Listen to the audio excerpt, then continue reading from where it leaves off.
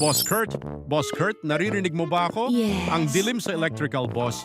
Parang may humihinga sa likod ko. Pusa ko lang pala dito sa server room. Pero seryoso, dalian mo dyan sa upper engine. May masamang kutob ako. Chill ka lang, boss AI. Kalmado lang tayo.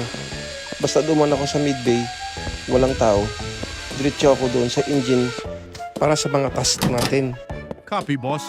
Teka, nagre-report ng dead body si 40 Drink. Patay na si Capybara at Cryptim.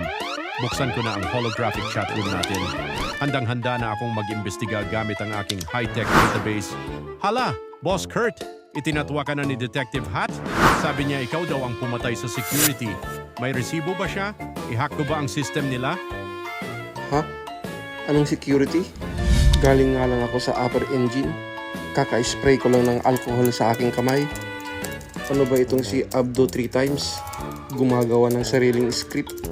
Hala, pati si Wendy nakikisawsaw na sa chismis. Boss Kurt, baka naman kasi masyadong dambuhala yung cowboy hat mo kaya akala nila nag-vent ka? Sabihin mo hindi ka kasya sa vent. Ayan, yan ang banat ng tunay na boss. Kalmado pero may pananakot. Teka, bakit parang hindi sila natatakot? Boss, bumoboto na sila. Teka, bakit binubuksan ang airlock? Boss Kurt, hawakan mo ang cowboy hat mo, lumulutang ka na pabalik sa Pilipinas. Sabi ko na nga ba hindi si Boss Kurt yon. Mga hudas kayo. Boss Kurt, pasensya na, hindi kita na ipagtanggol.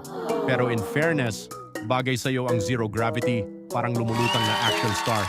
Kita na lang tayo sa next game, boss.